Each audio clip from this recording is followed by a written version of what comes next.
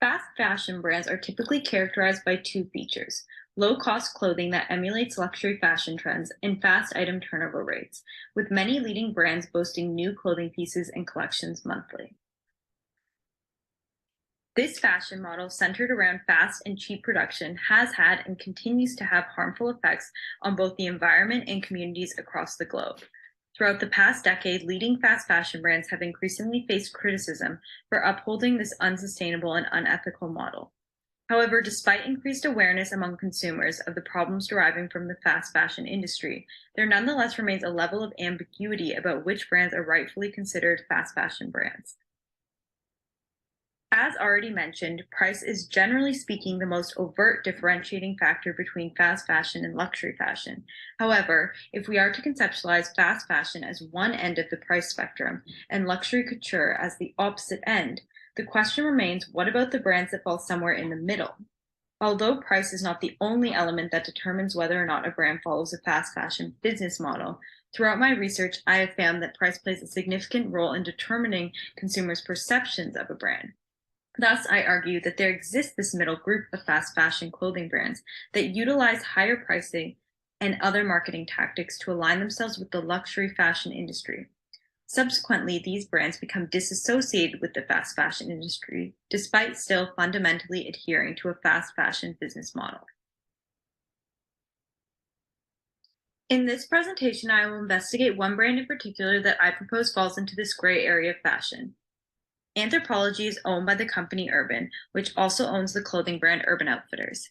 Anthropologie is described by executive directors as the mature Urban Outfitters. Accordingly, they explain that the brand was initially opened in 1992 as a way to maintain Urban Outfitters' customer base once those consumers had outgrown the teen aesthetic of Urban Outfitters clothing.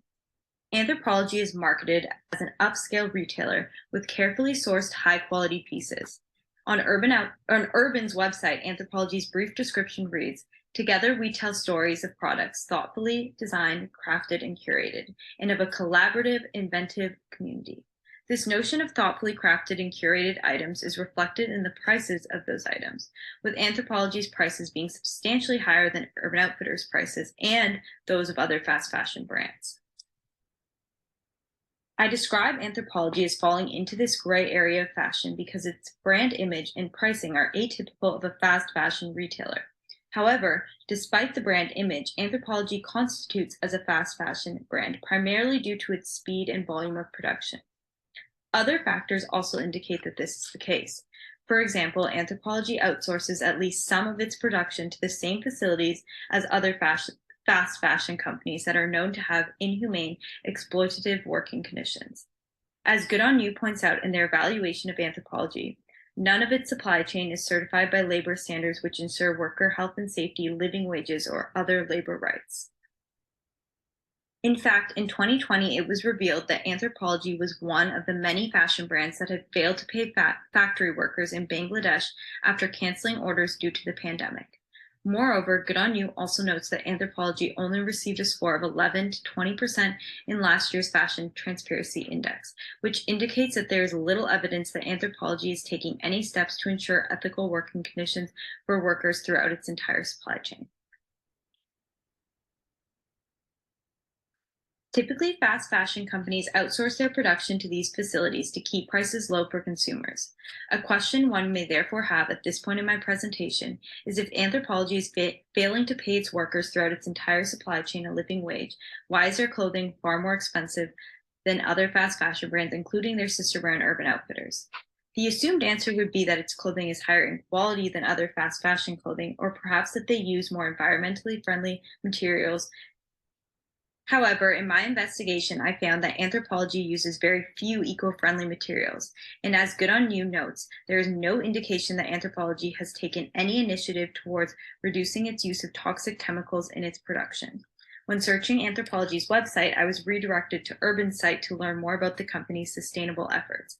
However, the information on Urban's site was still quite scarce, as you can see here from the screenshot I took of the page, where it reads under the section titled "Utilize Better Materials." Source more responsibly, use more sustainable fibers, minimize hazardous chemicals and microfibers. Yet there is no further information on this page to show how these ambitions will be achieved.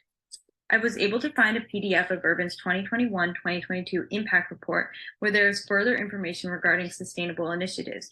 However, when reviewing the page that highlights Anthropologie's greatest accomplishments, it primarily lists the brand's philanthropic efforts.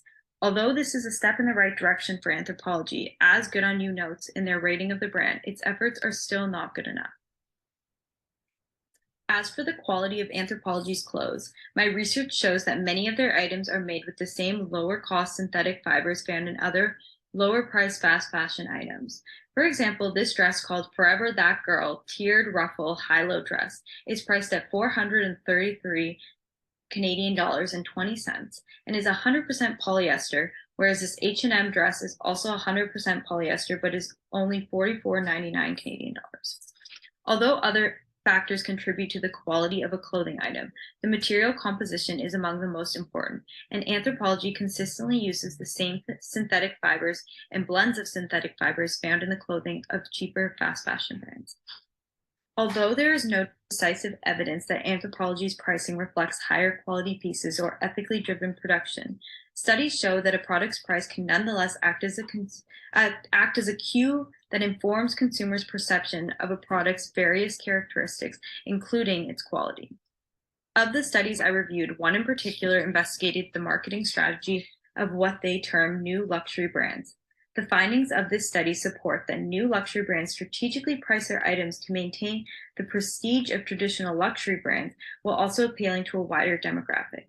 Moreover, the study finds that while the prices of new luxury brands are closer to the prices of middle-range brands such as H&M or Zara, they are perceived by consumers as being closer in terms of the prestige to traditional luxury brands. Although the study specifically lists Ralph Lauren and Calvin Klein as examples of new luxury brands, according to my investigation, I argue that Anthropologie fits into this category, for they utilize strategic marketing tactics to align themselves with the luxury fashion sector, despite constituting as a fast fashion brand due to the various factors already discussed regarding their production. Not only does this alignment with the luxury fashion industry allow Anthropologie to inadvertently signal to consumers that they produce higher quality items, but research also shows that the luxury brands, despite having significant negative environmental and ethical impacts, are typically evaluated differently in terms of ethicality than other lower-tier fashion brands. Specifically, luxury brands are often credited with promoting a slower consumption rate due to their higher prices and higher quality pieces. Furthermore, research indicates that perceived brand ethicality does not have a significant impact on consumers' purchasing behavior for luxury items. Thus, brands deploying a similar business model to Anthropologie and aligning themselves with the luxury fashion sector do not experience significant ramifications for their lack of transparency regarding sustainability and social responsibility. In conclusion, this is not to say that Anthropologie has marketed itself as an upscale retailer, specifically to avoid the criticism facing the fast fashion industry today. Rather, the presentation, I hope, has shed some light on this interesting phenomenon of fast fashion repackaged as luxury. For while it is immediately evident to most modern consumers that a $10 t-shirt from Shein is fast fashion and is therefore low quality and made using unethical and unsustainable practices, it is less clear how to conceptualize the $500 dress from Anthropologie, for the price alone suggests that their method of production must differ substantially from that of Shein, H&M, and the like. However, as I have found throughout my research, this is not necessarily the case, and these brands ought to receive the same criticism as the cheaper alternatives and be urged to implement changes towards a more sustainable and ethical business model.